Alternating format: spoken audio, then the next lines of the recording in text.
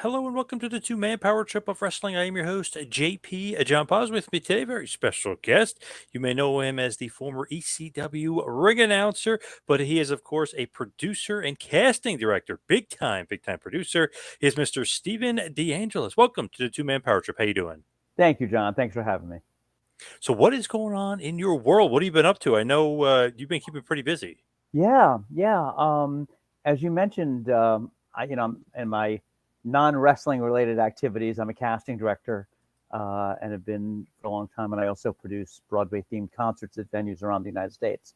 So over the next several weeks, I've got Monday night. I've got a concert in New York City. Then the following weekend, I've got a concert up in the Poconos in Pennsylvania. All with different casts, different songs, different themes.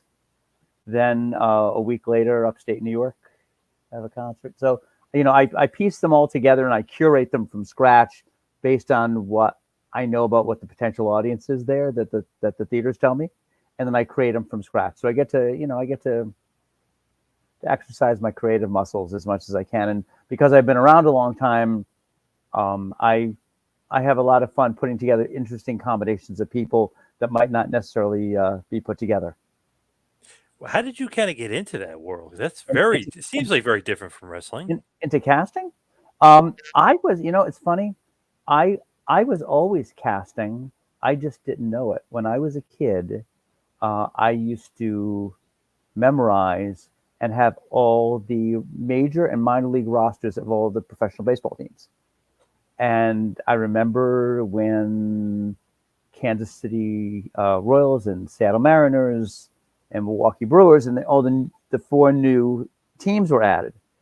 And so I started thinking, okay, who should the teams protect? Who should they, who should each team pick up and put together? And I would also look at minor league rosters. So basically, I was casting baseball teams. Hmm. I was doing it with sports as opposed to doing it with acting and with music. But I was always sort of problem solving and saying, okay, who's gonna this role requires these set of abilities, and then I would figure out who the best candidate would be and how to pull that off. And so those same skills that I used when I as a baseball fan, I use in my profession now with actors and dancers and singers. Did you ever think about being the general manager of a baseball team? I never did because that wasn't something that when you're a kid growing up. That was in what were there 16 jobs. So no, it didn't. It never dawned at that time. So it never dawned on me. But it was it was doing fantasy baseball before there was such a thing like fantasy Yeah, baseball. But I yeah. also was very intrigued um, by actors who played multiple roles in a series and would play a role, and then they would kill the character off, and they would bring them back as another character.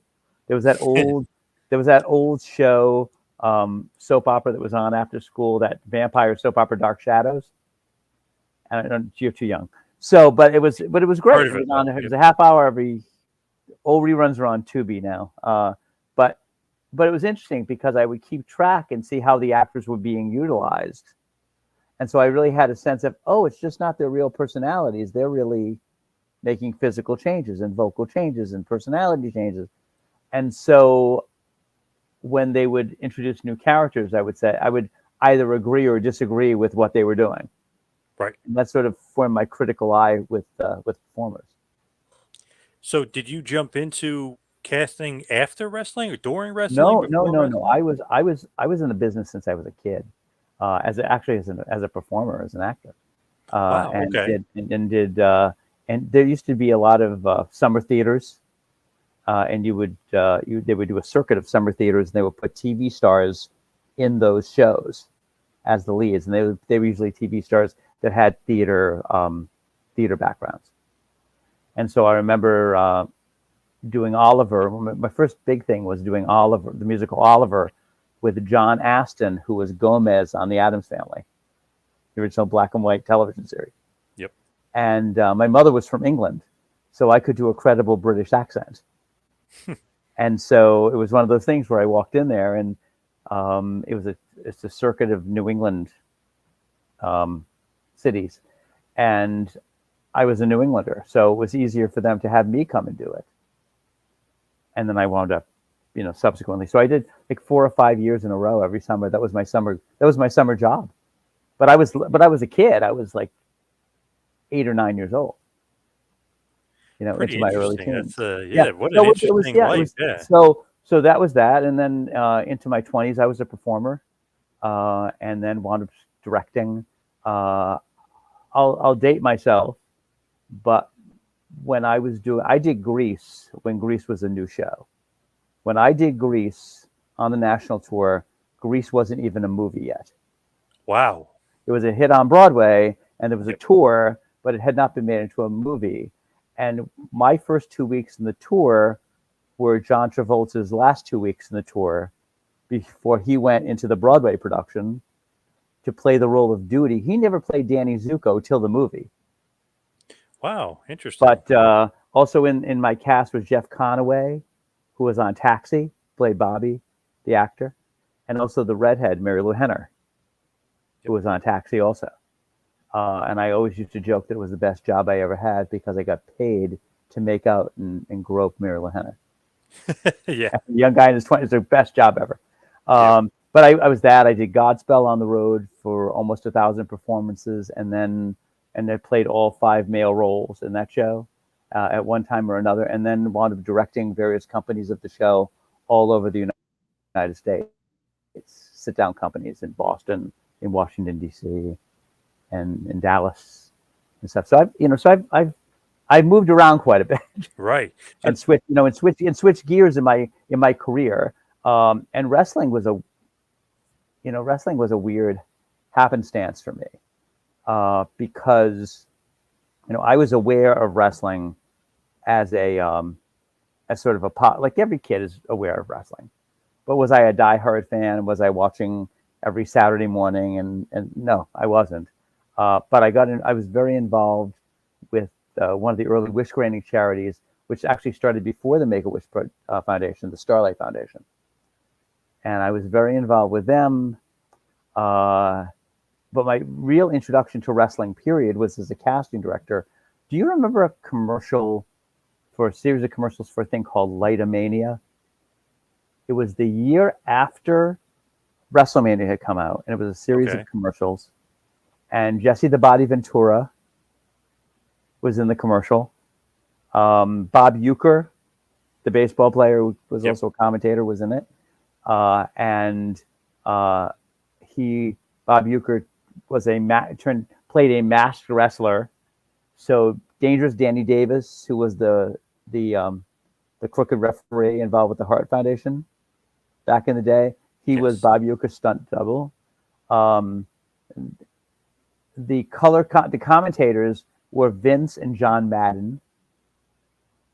On the red carpet, they had older celebrities like Robert Goulet and different celebrities who made cameos, and Sonny Bono.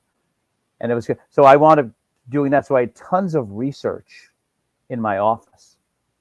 As it turned out, tons of wrestling magazines and trying to figure out, who's who and what could we do. And because of that, and I was involved with the Starlight Foundation, helping them produce fundraisers. And I got a call one day saying, "Hey, can you help us? Can you figure this out?" And there was a child in Philadelphia, a teenage boy named Troy, who wanted to meet a certain wrestlers, and he was terminally ill. And in fact, he was in such a situation that his family actually sent the hospital bed home so he could be with his family 24/7 because he had a brain tumor that wasn't operable. And they wanted him to have as much time with his siblings who were younger as possible. So they had gotten these wrestlers' names, but they were NWA guys. And so when they called, of course, they called WB, and they were told there were no professional wrestlers by those names.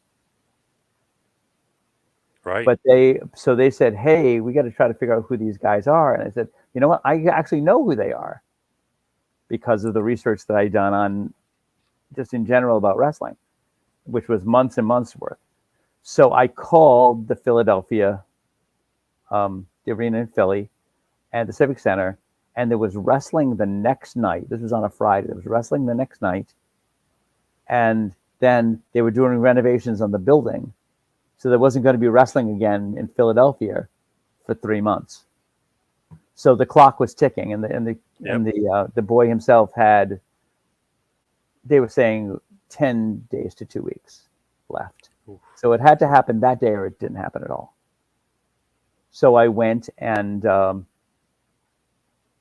up the next morning, put on a suit, took the Amtrak from New York to Philly. There used to be such a thing as phone booths. These beautiful wooden phone booths on the wall. I went and picked up the Yellow Pages till I could find someone, a limo company, who would give me a limo for the day. Would they give me a limo for free? And I explained the situation. The owner of the one limo company said, "I'll drive you." So we went to I called the family and said, "I'm going to see what I can do." And so my goal was to get there and bring the guys back to the kid's house, because obviously we couldn't bring the child to them. And so I got there, and my gamble was that I would wear a suit, I'd have an attaché case, and I'd be in a stretch limo. So as we go up to security, who's going to stop the stretch limo? They're going to think it's somebody really important going into the arena, going in backstage to the stretch limo. Yep. So I get out of the stretch limo and I go into the back, and I've never been back there before. I have no idea what's going on, and I'm looking for I've cut out the guys who are on the list, and I have little cheat cards, so if I see one of them, I can recognize them. And there was somebody involved on the production end there who said they would help me, and then they freaking disappeared and powdered and never came back. So I thought, okay, this wish is gonna happen. And J.J. Dillon was backstage, and I walked up to him and I said, and I confessed that I had sort of crashed going backstage, and said, "I'm here, but this is why I'm here, and can you help me?" And in the opening match, Tim Horner, Brad Armstrong, and Kendall Windham were in a 6-man tag in the opening match. So JJ came to me and said, "Hold on. Got those guys still in their gear to grab their luggage and get into the stretch limo with me to go to that kid's house." Awesome. We go, and he said, "The only trick is you've got to get them back to the airport by 11 o'clock, because we have to fly down to Atlanta to do TV live tomorrow morning on TBS. So it's 8 o'clock, and now it's 8:15, and we've got to go." So we go to the kid's house. Brad and Tim tell him, and they were wrestling the sheep herders, I think, and if I remember correctly, and said, "Oh, tomorrow morning we're wrestling for the belts, and we're going to win the belts for you tomorrow morning." So they won the belts, and they're screaming at the screen, "Troy, these are your." If you ever find the footage, I'm trying to find it now myself. "These are your belts, Troy. These are your belts." And so, and the commentators are like, "Who's Troy?" Like they're trying to figure out. Right. They've not been wised up at all. And it was interesting because I went to see the family with the wrestlers, and then I wanted to be there the next morning, and so I wound up sleeping on that family's couch. Oh, nice. Because I didn't want to spend the charity's money. The charity's like, "We'll reimburse you, get a hotel room." I was like, no, not happening. So I stayed on the family's couch, which was still covered in plastic. And I got the next morning and I watched with them. And the child, Troy, passed away a week later. Oh, man. And so, but then that hooked me. And then, of course, I was doing a lot of wrestling related wishes. And in addition to mainstream stuff, I put together a charity softball game for GQ magazine, which had different celebrities on it. And because it was baseball season, I wasn't going to get any Mets and Yankees. Football players really didn't live in the area so much. But I was driving one night and I heard John Arezzi, who you're probably familiar with, Very. on the radio show, on the radio. And so I tracked John Arezzi down. I said, "Are there any wrestlers in New York?" And he said, "There's this guy up in Scarsdale, Paulie Dangerously. Yep. I'm going to hook you guys up." And so I wound up getting hooked up with Paul. And there was a local tag team from New York called the Power Twins, Larry and David, who subsequently moved to New York. And they did a lot of more like work for the Savoldis and different regional companies that had television. And so that's how Paul and I became friends, through the charity. And then one day I was at a show and Barb Ortiz was coming in from Philadelphia and the car broke down. And they had a curfew in New York. You have to finish shooting by a certain time.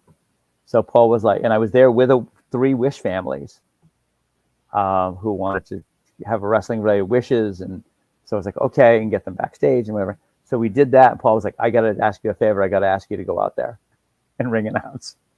And I had never done it. I had never given thought to it. I had never, I just what I knew was what I saw.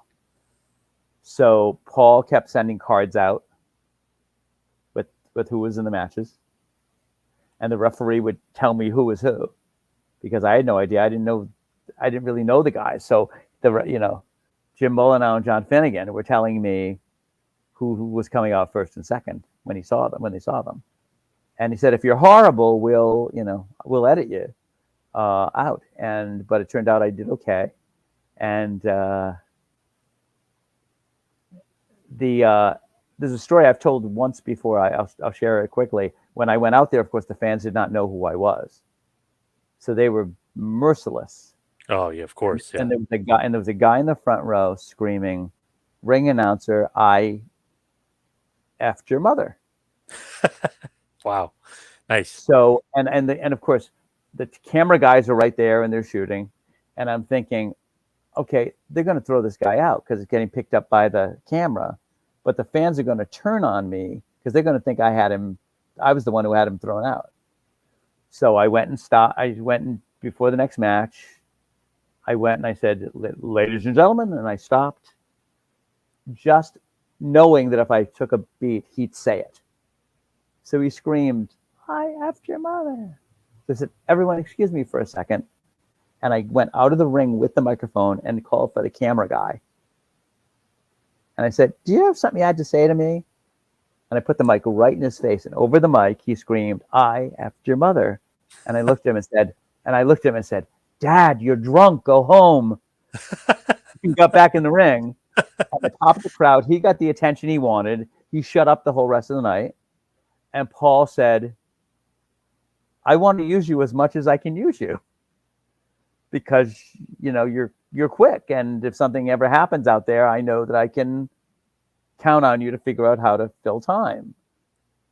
And that kind of thing. So that's how I did it, and it wound up. I was never the full-time guy. I was sort of like the New York guy, but Bob Ortiz runs a hockey rink in Philadelphia, and as he got more involved with his business and his business crew, he was less available to do shows in Philly.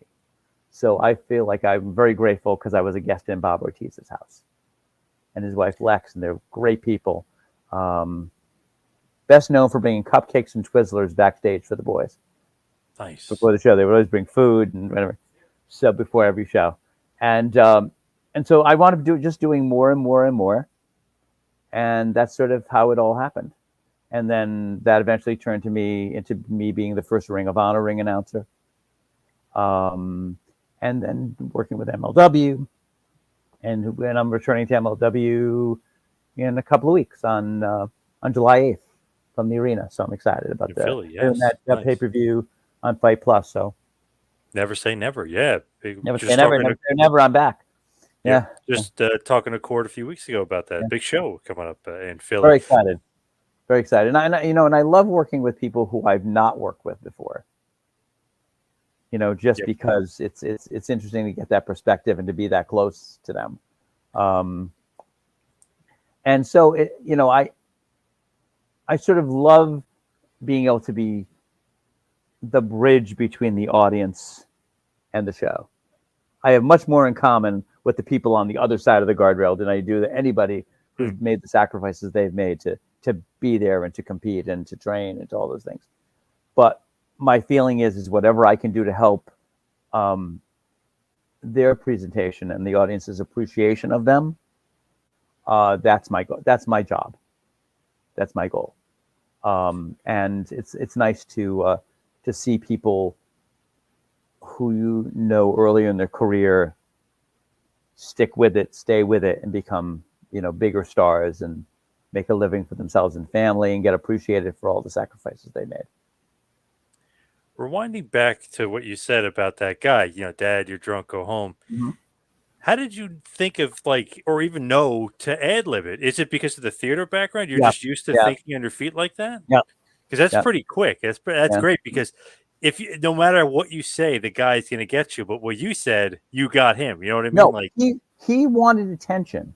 right? He Yep. didn't want a debate. He wanted Yep. attention. So you either have to give attention, or you have to embarrass. You have to shut them down Yep. Yep. and get the audience to laugh at them so they were afraid. The last pay-per-view at the Hammerstein Ballroom, opposite the hard camera, there was a guy with a sign, a yellow sign with red letters that said "blown spot." So when we go to a lot of the arenas, we even on pay-per-view, they do a dark match beforehand to make sure that the lighting was good, Right. the sound was good, and all that stuff. So, but you usually put guys who are less experienced out there, and sometimes that crowd can, number one, the crowd can be brutal, and number two, they're merciless. They don't know, they really don't know who they are, very little. So, you know, an experienced wrestler can cover up something if something goes wrong. But there were a couple of mishaps, and every time there was one, this guy was holding up the sign saying "blown spot." So I was like, "Oh crap! I got to get that. I got to figure out how to not let him hold that sign up." But you can't, again, it's ECW. You can't take the sign away for the guy. It's the antithesis of what Yes. ECW was about in terms of fan expression. Yep. So I get in my earpiece, I get it. We have 5 minutes. Just keep him hot and keep him hot and count him down for the ECW chant coming in.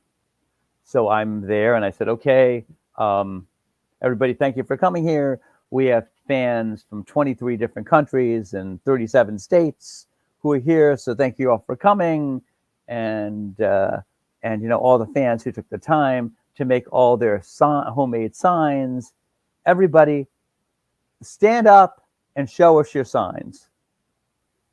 So everyone's there showing their signs, and Charlie Brazesi is the cameraman. So I said, Charlie, come with me over here. The guy in the baseball cap with the yellow sign, zoom in on him. So they zoom in on the guy, and this is only for the arena now. This is not live on the page. And he's there with the shit-eating grin on, with the sign that says "blown spot." And I said, "Man, you have a set of balls on you. I would never bring a sign that said what I did to my dog." Nice. And he Yes. never put the sign up again. Wow. Damn. So Shut him down too. Yeah. yeah, but in an entertaining way. Yeah. Of course. Yep. And he had to appreciate it at some level. But I Definitely. knew then he would never hold the sign up again. Yeah. Yeah. Pretty smart. Pretty quick But thinking there. that's Yeah. all, you know, but that's, I think that's just, you know, as I said, you know, theatrical background, improv training, you know, writing a little bit, you know, trying to come up with hooks and things from, you know, in commercials. I mean, I've cast, you know, over 3,600 network television and radio commercials. Wow. Jesus. You know, I've hired over 100,000 actors in my career. So Wow. it's pretty crazy. Yeah. So, you know, I'm always working. I was working right up until the time when I went over into the site, and I have some stuff to do. I'll do some stuff afterwards too. But you know, it's always about an opportunity. Like, how can I make this an opportunity? How can I do something special? How can I do something that's interesting and fun? That's why I like doing, like, even going in and doing and not knowing. Maybe I'll know a third of the people who are booked on the card in Philly on July 8th. But for me, it's about helping present them to the crowd. So through my body language, because the crowd may never have seen them live before, and there are a lot of people making their MLW debuts. So I will do what I can with my body language to let the audience even know who the face and who the heel is, because they Makes don't sense. know. Yep. But I can help them not have to figure it out, because I can give them subtle clues, which will make the wrestler's job easier. Yeah, for sure. So Now, I'm very grateful. I've had some amazing memories. I spent it with Starlight Foundation.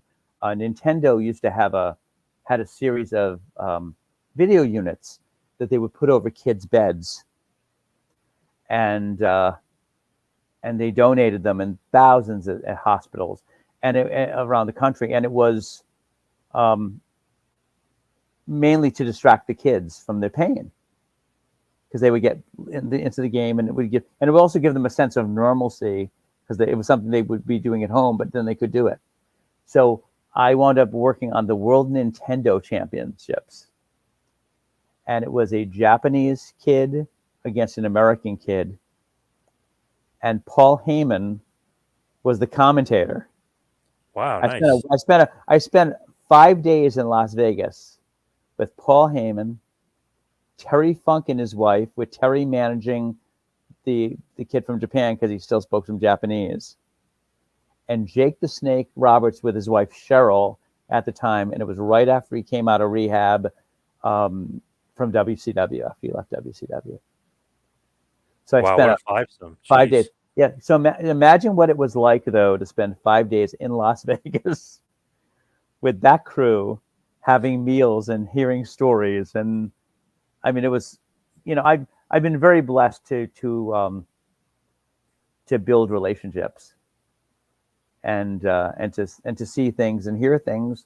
I know, things are a little more open now, and I'm not helping probably, but but things are a lot more open now. But back then it was not, and so I know what a privilege it was to be in that locker room. I know what a privilege it was to be allowed to know anything at all. And I also, I get to see in all, not only just wrestling, but in all celebrities,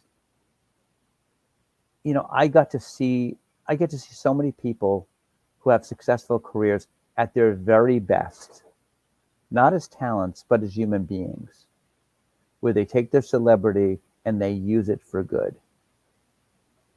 And the joke always is Paul was very instrumental in me getting to certain wrestlers and making connections and introductions and things. And Paul at the time was very worried that if the word got out, that it would blow his image as a heel. Yep.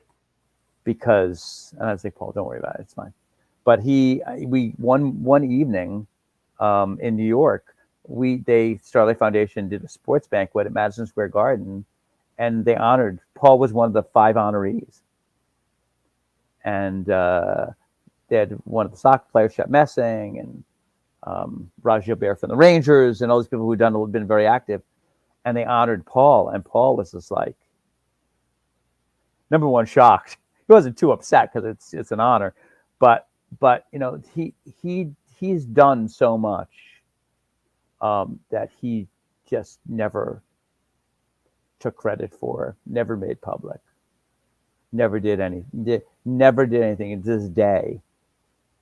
He and I will talk and say, hey, remember when we did the baseball thing? Remember, because I remember he wound up playing on the same team as Kelly Ripa, and an actress whose name now is Laura Wright, but was Laura Sisk then, which was loving, who was on General Hospital.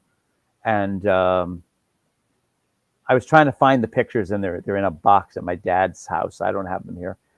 But they're pictures of like young Paul in a hot pink satin jacket, in a pink Cadillac, with like Kelly Ripa, like 3 months after she started on All My Children.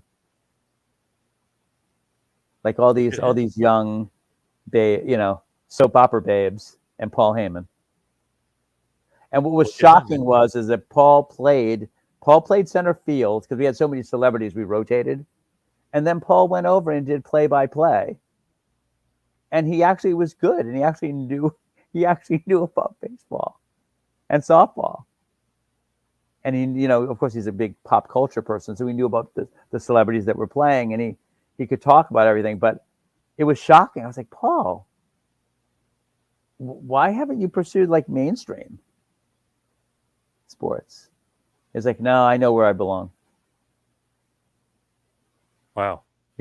But he was very good. But he downplayed. He always downplayed it. Do you still talk to him and have a good relationship with him today? I spoke with him maybe 10 weeks ago. I was up in the middle of the night because I just couldn't sleep. And so I was on the computer and he popped up. And so we started, I said, this is ridiculous. Get on the phone. And I called him and we talked and whatever. And he's good. His kids are grown now. His kids are going to college. And I remember, listen, I talking about ruining your image. I know Paul was always very proud of his parents, his mom and his dad. But I will tell you, his parents taught him how to be an exceptional father. Nice. Really, he is very involved with his kids. And his kids are terrific. And they're bright and they're smart and they're inquisitive and they're respectful and they're all the things that we all imagine Paul was probably not at their age. Right. Yeah. Because Paul, but Paul had a dream and he made it happen. That's what I respect. I didn't think that I was going to wind up. I always sort of wanted to be in the entertainment business as a kid, but I thought that's not going to happen. Nobody in my family had ever been, had gone to college. So I was sort of like obligated to go to college, just because I wanted to represent my family and do well. And I got into Columbia early decision. So I went and thought I was going to be an English major to do my graduate work in journalism. And I never went back to do my graduate work because I got a performing opportunity. And I thought, well, I'm years ahead. I'll take the 2 years and I'll be back on the right track as I started in. And then I just never went back to do the graduate work. I never, I used to love writing, and Columbia took me and were very generous with scholarships and financial aid and everything, but they sort of beat the love of writing out of me. They took me and they rewarded me for not writing like everyone else, and they spent all their time trying to make me write like everyone else. And I had a problem with that. And also I was fortunate enough to be working. So I was like, well, what the hell? I'm young, I'm out, I'm making good money. I have health insurance because I'm in the union. Like what can be bad? And that turned into performing, turned into directing, turned into producing, turned into everything. And I've worn a lot of hats in this business. But I've always been able to stay in the business. Going back to Paul just for a second, I'm Sure. just curious though, are you surprised at all to see that he's still on TV in 2023 and not even just on TV? I mean, he's in a super prominent role with the Bloodline and Roman Reigns. And I mean, he's like a key cog in the wheel, even behind the scenes, because, as the story goes, he's obviously putting a lot of effort into the Bloodline storyline, which has been the best storyline probably in, 20, 30 years. Yeah, right. Well, I think, Paul was always aware of where culture was, where pop culture was, and integrating pop culture. The way he did the Pulp Fiction montages in ECW, the way he had the camera guys chasing the action in ECW like it was an episode of Cops, the way he edited the show like it was an episode of MTV, even early on having a host, Maddie in the House. Like he would always take popular trends and figure out, how can I apply this to wrestling? And so I think Paul, I'm not surprised. I think that Paul was always a big movie fan. And I think Paul realized with the COVID situation that, while everyone was talking about being cinematic, that wound up being like special effects and shots and crane shots and Paul instead, he had no audience to play to, so he wasn't trying to get a reaction. So what he did was he focused on the reactions of the people who he was working with. And he made those characters have depth and life, and they can go any number of ways. The bloodline could be around for 10 more years in some way or another. He will find a way. He will find a film that influences him. He will remember something from an old TV series. He'll remember something from an episode of The Twilight Zone. He'll remember some. He has that intellect, and I think it's not surprising to me, because he's always going to go down the path that no one else is going to think to go down. I mean, nothing would have stopped anyone from doing any of those things, with the way things were shot with the cameras, or the way things were montages for interviews at the end of the shows, or the way he used music and stuff. He was always ahead of his time, and just because it hadn't been done before wasn't a good enough reason to not try it. And I think that's why he's been successful and can reinvent himself, because he has faith, I think, in his own abilities. But number two, his job always was to make the talent. I mean, look how he took two guys who no one really knew as singles guys and turned them into the Public Enemy. I mean, look at all the people who had blown opportunities. WWE had no opportunity, no success in doing something with somebody like Al Snow. And before you knew it, the arena's rocking with styrofoam heads. I know, because I'm the person who ordered the styrofoam heads and got them shipped to Ohio. Nice. And he had a whole bunch of guys ready to hand them out. Nice. And a team of guys. Like he had ideas. Like, what can I do? If I can get a visual going, the fans will bring heads every week.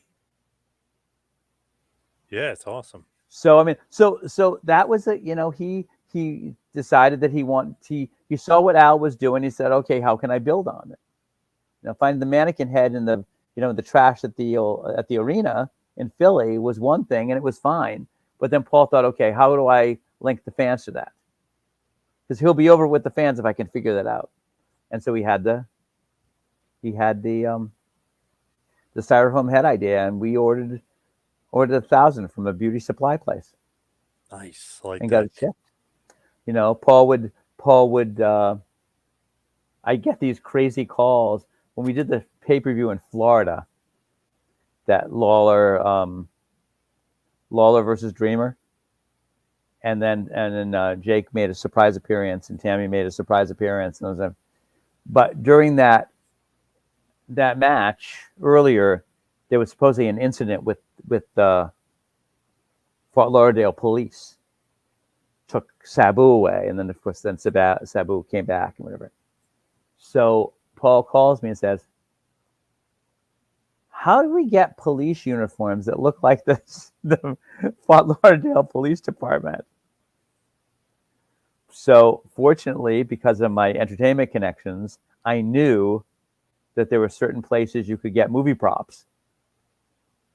So I called them and had a legit movie house call the call the police department. Nice. You'll notice if you see the stuff, there's no patches or anything on it. It's just the colors are right. Yep. The fans aren't going to be looking that closely. And I remember we needed billy clubs, and we couldn't get enough billy clubs. So we went to Kmart and got hammer handles and got black spray paint. And in the motel we were staying in, I was spray painting hammer handles to look like, so they would have something in their hands. Yep. Because then if they have that, then it doesn't dawn on anybody that no one's wearing a gun. All they're seeing is the uniform and the whatever. Yep. So, I mean, I would always get those crazy phone calls going, hey, how do I find this? How do I find I need a motorcycle helmet that you can't see through no matter what. The talent can see through out of it, but, because they're reflective. So if the lighting is wrong, you can see the silhouette of who's in it. Because we had that whole security guard thing on the first ECW pay-per-view where they had a bunch of security guards and Rick Rude was one of the security guards. Yep. So we had to find a bunch of those so the guys all looked like they were security, but no one would be able to tell that it was Rick under one of the things. Right. So I would get those kind of things, and I would get, I got I guess my the thing I should be proudest of is I got Jenna Jameson to do 2 pay-per-views for free. So that was sort of fun. Nice. And Jenna did it. And and Jenna was great. And I also, when we almost had Larry Flint, who was the guy who was the publisher of Hustler magazine, that famous movie that Woody Harrelson played in was in. And unfortunately, at the last minute, the doctor wouldn't let him travel. His physician wouldn't let him travel. But, there was such a thing about, them trying to censor and not allow ECW to be on pay-per-view. So we thought, okay, who's the champion for censorship? It's Larry Flint. Let's have Larry Flint make a special appearance on behalf of ECW to talk about how wrong it is to censor ECW. Nice, yeah. And that makes sense. Yeah. And there was that. We get crazy things like we were trying to do that whole thing of them trying to find the skankiest valet they could find for Raven, and it wound up being Raven's ex-wife. Sandman's ex-wife Lori. But in the meantime, they had the whole scandal with Hugh Grant picking up a hooker. Oh yeah, when he's California Divine Brown. Yep. And I figured out a way to find someone to go down and find Divine Brown's pimp. And I'm in New York, and I have someone find Divine Brown's pimp, and we negotiated and got them tickets, and they flew to Philadelphia, and she was on that show on Saturday. It's happened like Thursday, and I'm doing whatever, and she was on that plane first thing Saturday morning and made it to the arena. Wow, damn. Like all these, like I love a good challenge. I've got this great project coming up, which is a stage comedy, which is actually the true story of the first 2 seasons of Saturday Night Live. And so we're going to be doing a reading of it. So my challenge is to find people to play 23 to 25-year-old versions of that original cast now.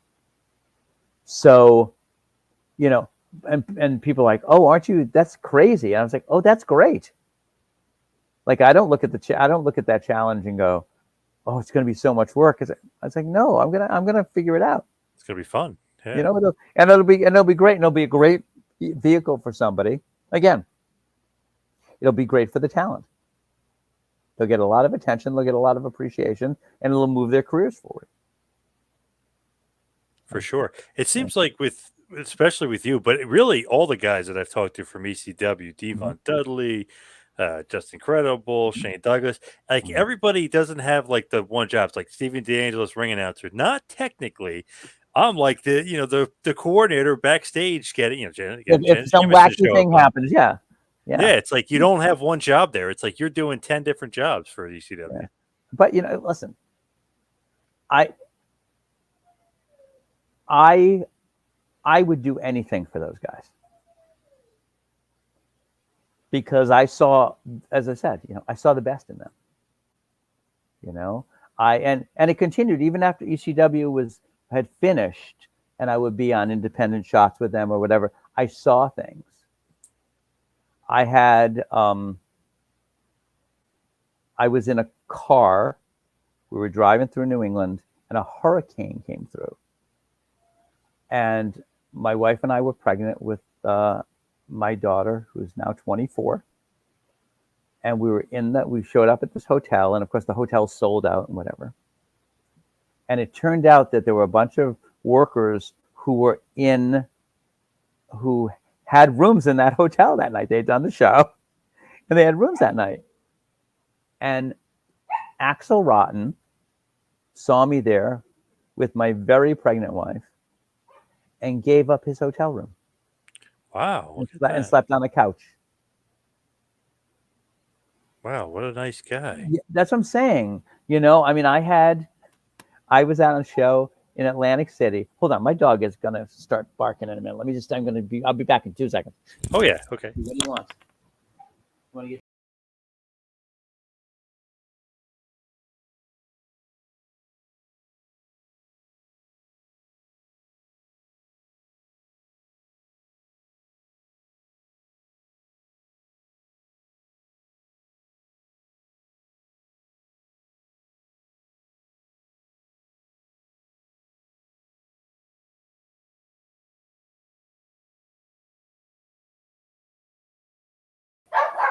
I'm back. Sorry about that. Yes. Sorry about that. I have a very interesting dog. Missy, shush, quiet. I have a dog that's a rescue who's half pug, half Shih Tzu. Oh, interesting combination. So she looks like an Ewok from Star Wars. Yes. She's going cool blind look, yeah. with an unfortunate underbite. Oh, So but she's sweet as can be. But good girl, Missy. So but she was on the couch, and because her vision's bad, she can't really see to get off the couch. So I had to airlift her off the couch. Oh, okay. Yep. Oh yeah. So, anyway, but like for example, I did a show in Atlantic City, and the promoter neglected to get me a hotel room. And so I'm in Atlantic City, and I have no hotel room. And New Jack was on the show, and New Jack had heard what had happened, and he came up to me, and he gave me his room key. And he said, I'm going to be partying up all night with these other guys, some Midwest independent guys. He said, I'm not going to sleep, and I'm not going to whatever. He said, so, here, take my room. Nice. What a nice guy again. Yeah, but it's very interesting because like I didn't have I didn't have like this relationship where I shared meals with these guys. I wasn't traveling with them. I wasn't, but I remember New Jack had done some shows, and then he had one of those incidences where he was down south and he missed a show.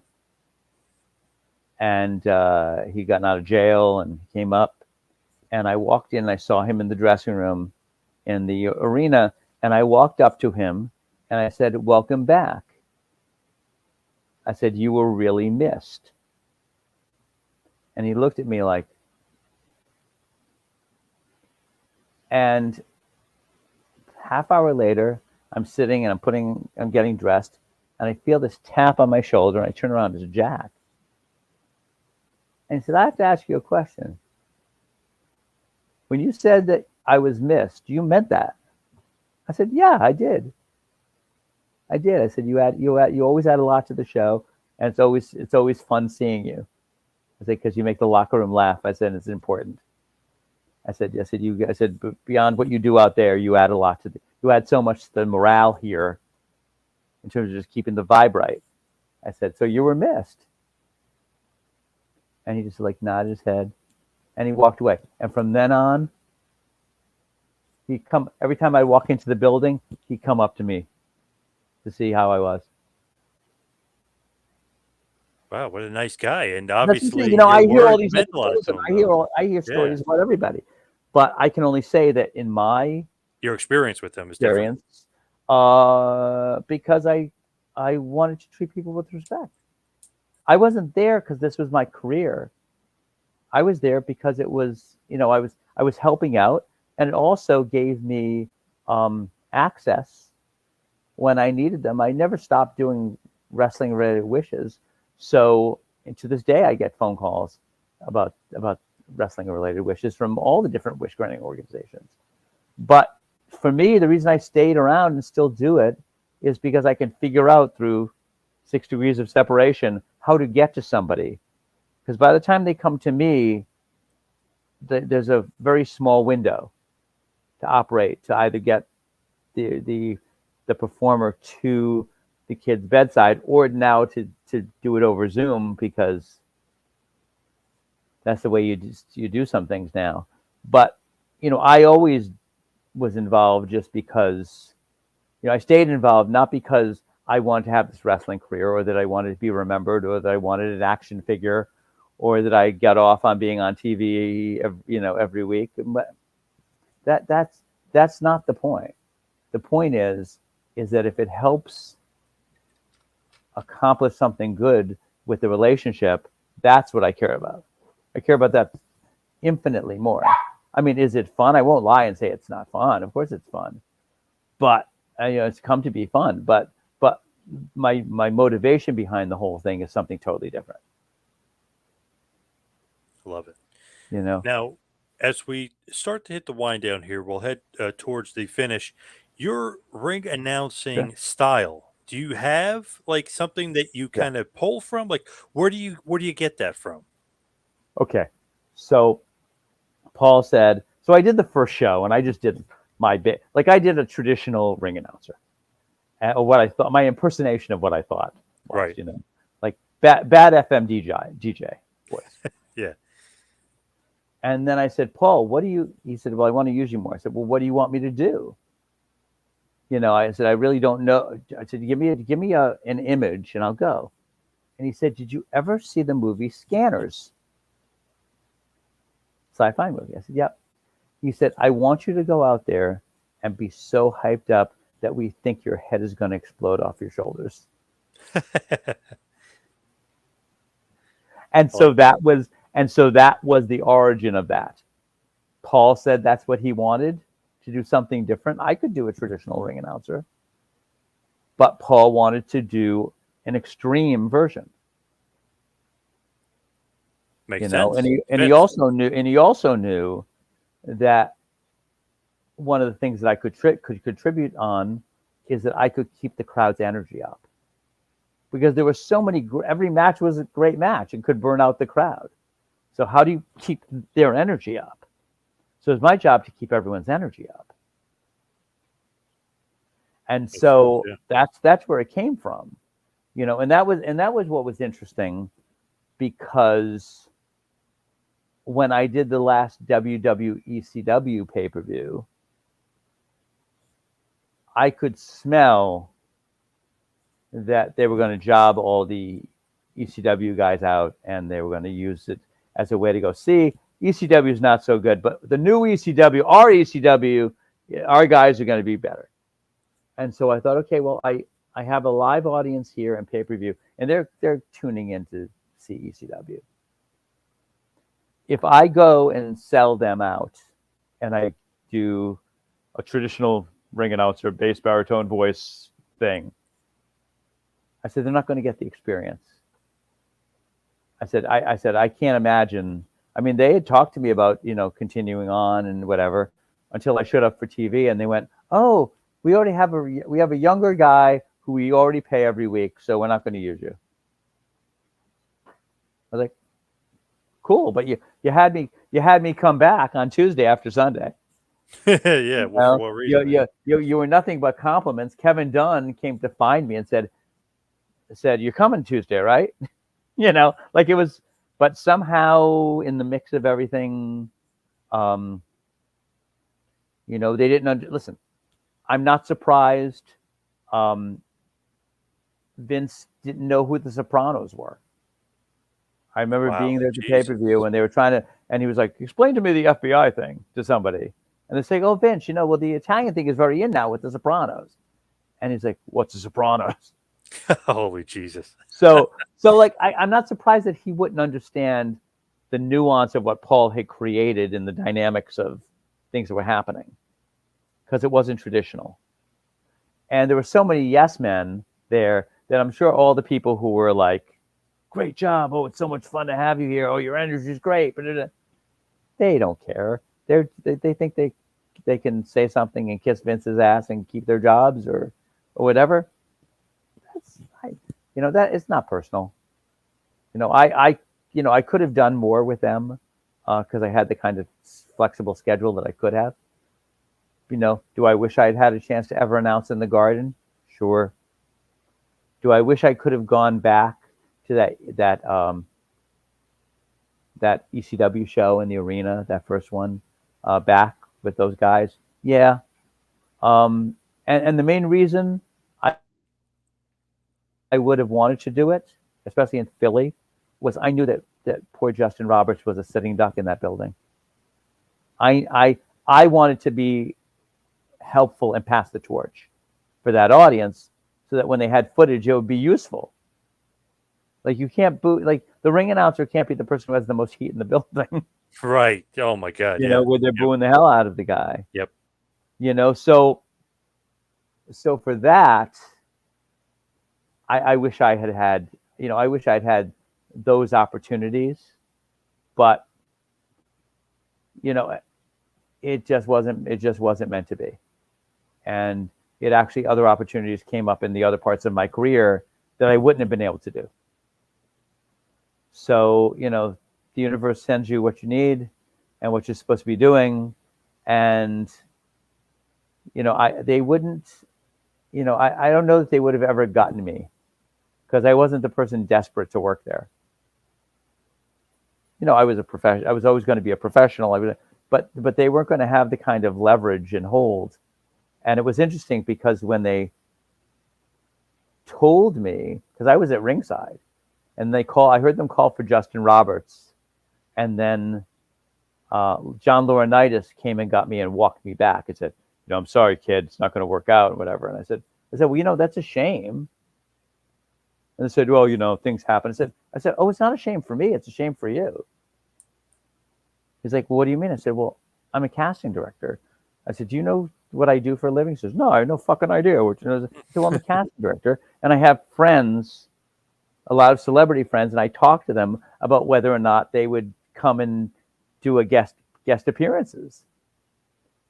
I said, "Because you have a sci-fi deal, and you need to try to figure out how to integrate the science fiction element." And from what I understand, he was like, "Well, yeah, like what? Like what?" I said, "Well, Sarah Michelle Gellar is a very dear friend. She's now married to Freddie Prinze Yes. Jr." And I said, and this was before she was married to him. I said, it would be great to have her in the front row of a show and have Kevin Thorne see her and flip out that he sees Buffy the Vampire Slayer in the front row. Right. Yep. In his mind. Yes. Yes. Because he doesn't know she's not real, right? Right. Of course. Yep. I said, but it's a way to get the character over and you get press. And he's like, "Well, think that's great. That's great. Think we could still do that?" I said, "Well, not fucking now. We can't. Yeah. Not now. And even I even said, I said this was given zero thought." I said, "Well, decisions are made," and I said, "No, the what isn't the point. The how is what's the point." I said, "It's a sci-fi channel." I said, "You could have had me walking down the hallway, stopped, beamed me out like on Star Trek, and beamed Justin Roberts in." Awesome. I like and that. You would have done a science. You could have replaced me for the fans. It would have been a science fiction element, and it could have been something. I said, and it would have been, people would have gone, "Oh, how creative! Look." And it's like, oh, no thought. Damn it. and they weren't going. And listen, he wasn't going to go to someone and say, "Hey, we got this idea. No, because it wasn't their idea. True. Very true. Yeah. So like I know, like I know what I know, but listen, I'm very happy, doing what I'm doing. I get to see the people that I need to see. I'm always happy for people's successes. Super happy for Kevin Owens and Sami Zayn from having worked with them first, at Jersey All Pro before they went to Ring of Honor, and I did like a year and a half worth of shows with those guys when they would take those long drives from Canada. I mean, it was crazy, but I like both those guys. To see them succeed like that is awesome. I mean, that's the kind of stuff that gives me fulfillment. There were other people who I wish had been recognized more and made more money. I wish, I wish with all my heart that Sabu would have become a billionaire. Yeah, should have. Yep. For all he did and all he influenced, and how responsible he was for the way matches were laid out and the tempo of matches, he contributed so mightily and never got the attention. I mean, he gets respect from the boys, but I wish he had gotten more mainstream stuff for himself. Yep. That's just but I listen. It's an honor to be asked. Will I be back for more than just this one MLW show? It was like 14 months since the last time I worked for them in Texas. And for whatever reasons, whether it's, BN Sports has their own set of announcers, which they do. And it was a BN Sports, carried largely by BN Sports, and they wanted to brand it with their guys. I get it. Makes sense to me. It's business. I'm all about business. That's all I deal with all the time. Every discussion I have, every negotiation I have with an agent or with a creative team about shaping a theater project or a film or a commercial, it's all about business. So I accept all those things. But I'm happy that every once in a while I get to be reminded about how fortunate I've been. Love that. So, where can everybody find you? Are you in social media? Do you put yourself out I there? am. It's funny. I'm a bad self promoter because my job always seems to be part of the team, right? Right. So, Yeah, you got to but promote I'm the on. other guys. But Yeah. I am on Instagram. I do have Facebook. However, Facebook is largely populated by people that I have working relationships with. Just because I've got so many actors who I've hired in my career, and different producers and different people. But it's a very eclectic mix because you look at my Facebook page and it's like, who are these people? Like you look at them and you go, and I sit there. Oh, and I had a producer ask me who someone was, and I said, oh, that's the real name of such and such such and such a wrestler. Right. Or why are these guys? Why are all these guys in masks on your thing? I said, oh, they're a bunch of luchadors. From Yep. Mexico, who I've worked with, who I stay in contact with. So but Instagram's there. If you see me, if you find a Broadway concert coming to your town and you see it's me, come say hi, because I'll be there as producer and hosting. But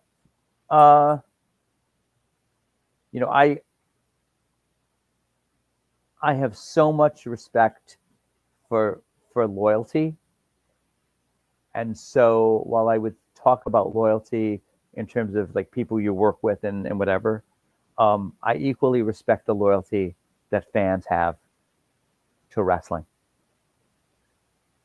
and the respect they show. And when they're smart and they're respectful and they're loyal and they go through the good and the bad and the ups and the downs of people's lives, of careers, of storylines, of being used properly, of being underutilized, all those things. It's an honor to be. If I consider myself to be more like the fans than I do the locker room, that means I'm in the best company I could be in.